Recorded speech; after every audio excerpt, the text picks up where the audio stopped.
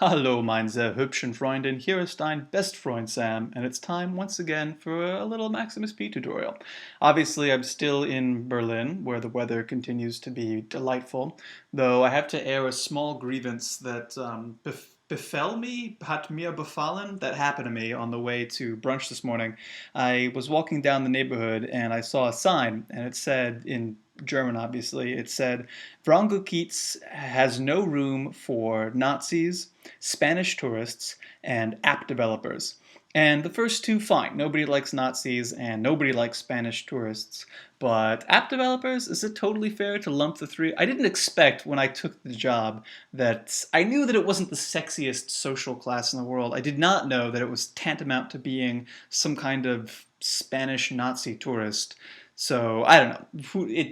Don't worry. Eventually, I made it to brunch, and there was wine and queza, and everything was fine. But for a moment, it was a very troubling time. But this isn't story time with Max. This isn't time. This isn't story time. This is Max time. So let's open up Max already. What are we going to talk about today? Well, we're going to make some more live visuals. And if you'd rather not make live visuals, then I apologize.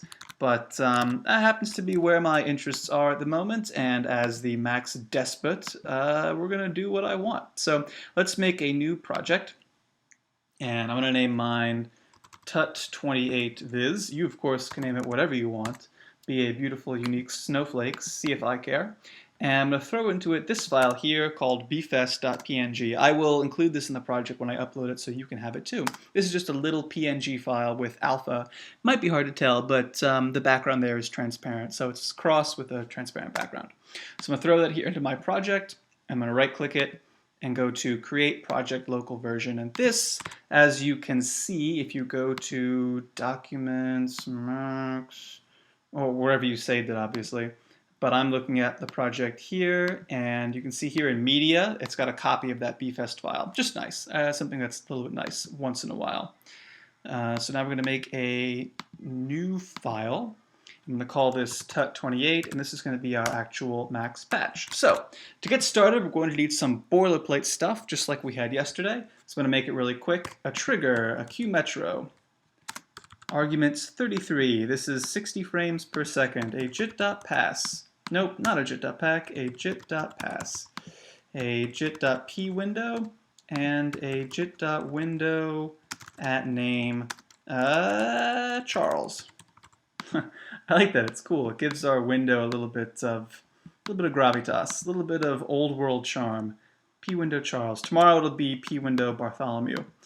Oh, I gave it away. All right, so anyway, there's that, and then just like yesterday, key cell 27, toggle, full screen, and I have the Max Toolbox installed, which means I can select all these guys, push Shift-C, and they're connected in a cascade. How sweet is that? Coolest feature ever. Cool, so that's all done, and now we can toggle full screen like that. And finally, to get MIDI in here from live, we need a note in, or let's make the MIDI track first in live, and then we'll figure it out. So let's open up live really quick. Again, you don't need live for this. Anything that can send out MIDI will work. Really quickly, drum rack. No, Impulse. Yesterday we used Backbeat Room. Today, the Blue Thunder kit. That sounds cool. Sounds like Thundercats. Why isn't there a Thundercats drum? Oh my god, are you kidding me? Okay. Oh my god, this is the goofiest. What does this sound like? Oh my god, so goofy. What does this sound like?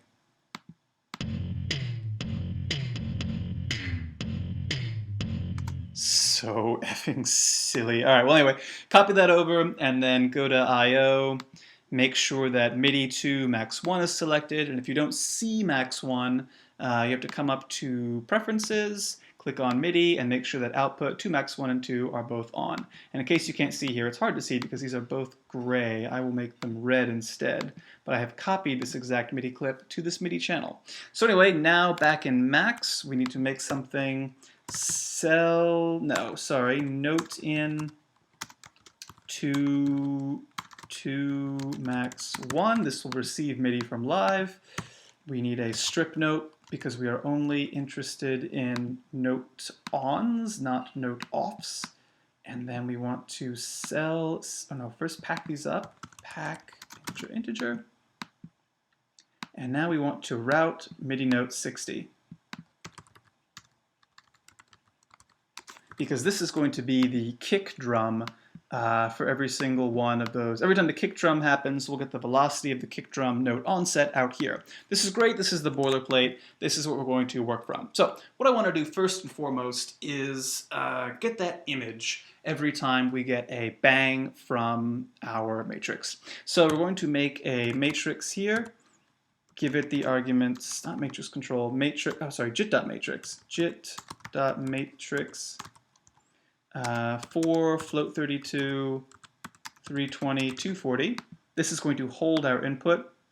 And then if you switch back over to this guy and drag and drop bfest.png in here, you'll get a few options. Go with create a message box with read bfest.png. If you don't have Max 6, this might not work, I'm not sure. But in any case, all you need to do is make a message object that says inside of it, import movie bfest.png. And that will load up your movie here into your jit.matrix. We push that, we can connect this to this and this to this, and you will see that we now have that movie. The movie is, of course, just this little file. So there you go. There is our little cross. Okay, so what I want to do is take that cross, and then every time I get a bang, I want to sort of paste it on top of what's already in my... I want to do some feedback. So to do feedback, you have one matrix, and you do something to it, and then you loop around and do that over and over again. The basic way to do that is to use a named matrix. So we make a jit.matrix 4 float 32, 320, 240, and give it the name. Oh, we can give a name right here. Name Bartholomew. Bartholomew. And then I can just duplicate this and throw this down here and connect the output of the jit.pass up to this. So this is saying every time this is computing 60 frames a second, it's outputting this matrix, writing it to this jit.pass, which sends it to the window, sends it to the p window, and also overwrites the original matrix with that same matrix. So we're setting up a feedback loop here. Anything we do to the matrix in here is going to be carried over to the next frame, and so on forever, which is pretty cool. So if we take this matrix coming out here, well, I guess it's not going to be that exciting for the time being, but let's try this. So let's throw a jit.scanSlide in here. Jit.scanSlide is a cellwise spatial envelope follower. Sounds complicated. Basically, it lets you set up a blur in either the X or the Y direction. So I'm going to give it two adder UIs here. One will be our blur in the X direction. The other is our blur in the Y direction. So that's slide down and slide up. Sorry, these aren't not X and Y direction. One is the blur on the left side, the other is the blur on the right side. I'm going to make the slide up 5 and the slide down 5. And then if we hook this up in the middle like so, well, you can't see anything now, but trust me, there's some scanning and some sliding going on. So now I want to take this matrix, add to it this matrix. To do that, we're going to make a jit.alphaBlend. AlphaBlend takes the matrix in its left and blends it with the one in its right in proportion to the alpha channel of the matrix on its left. So this is simply what we're going to do is hook up this matrix, which as we remember has an alpha channel, to this inlet, and to this outlet here, hook up this same matrix from right over here, and make it so this writes back to this matrix. So now every time we hit this bang, it's going to send out this matrix, blend it with what was just stored in the pipeline in this Bartholomew matrix, and then write that back to that same matrix. Pretty nifty if you ask me. So now if I hit this bang, you'll see it throws a cross in there, and that cross gets blurred. Metro 250 with a toggle. Check it out. There's our cross getting thrown in there. And obviously, we don't want to do that 250 times a second. We want to do it whenever this kick drum happens. So now this is going to, every time we get that kick drum, a MIDI note is going to come out here and make this guy do his little thing. So let's make this happen.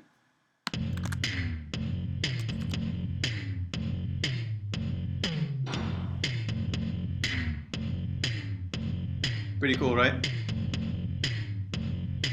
Let's really quickly, just for giggles, let's add some random rotation. So we'll make a jit.rota so jit.rota basically sticks a pin into your matrix and then rotates randomly, or rather rotates, doesn't have to be random, you can make it random, rotates about that pin.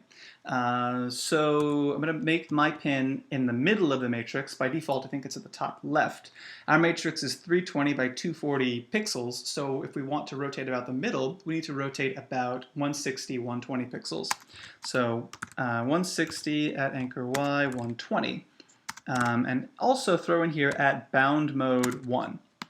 This just, after the matrix is rotated, at bound mode 1 clears out all the parts of the matrix that otherwise wouldn't be affected, because otherwise those will fill up with garbage, which actually can look pretty cool, so maybe don't worry about it too much, but in any case, I've decided to do that.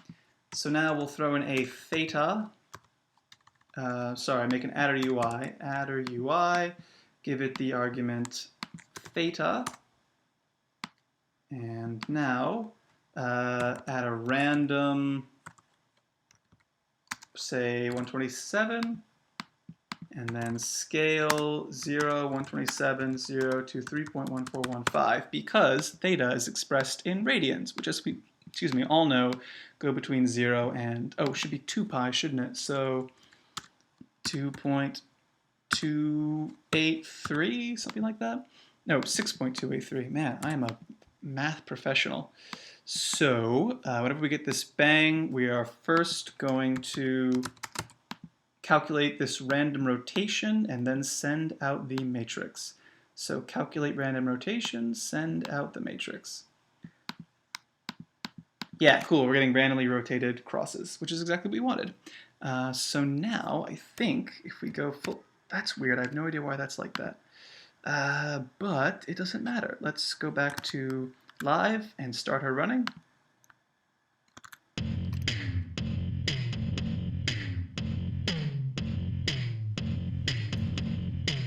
And you can mess with these scan slide parameters. I don't know, maybe you want what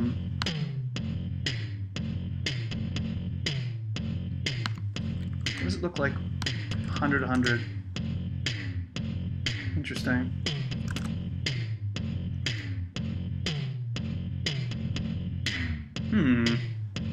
Well, you could tweak this for days. There's lots of cool stuff to be done here. Oh, cool. Oh, cool. I like that effect. Oh, that's pretty cool. I sort of apologize that these videos always devolve into Sam tweaks parameters, tweaking parameter hour, but that's pretty cool. I may have to actually use this tutorial. Alright, cool. Well, there's a little introduction into how you can combine feedback with alpha blending and MIDI from Live to make an interesting little visual effect. There's obviously lots of other things you could do here. You could add more processing in here. You could do more randomness on the image. You could figure out what these gray lines are. I have no idea. But that concludes this super brief tutorial. I hope that was helpful, and thank you for watching. And as always, if you are in the area, today the area happens to be Berlin, and you'd like to get together, rub elbows, and talk Max, beer, unmanned flight, whatever makes you happy, I am more than happy to spend the time. So thanks for watching, and hopefully talk to you guys again very soon. Ciao.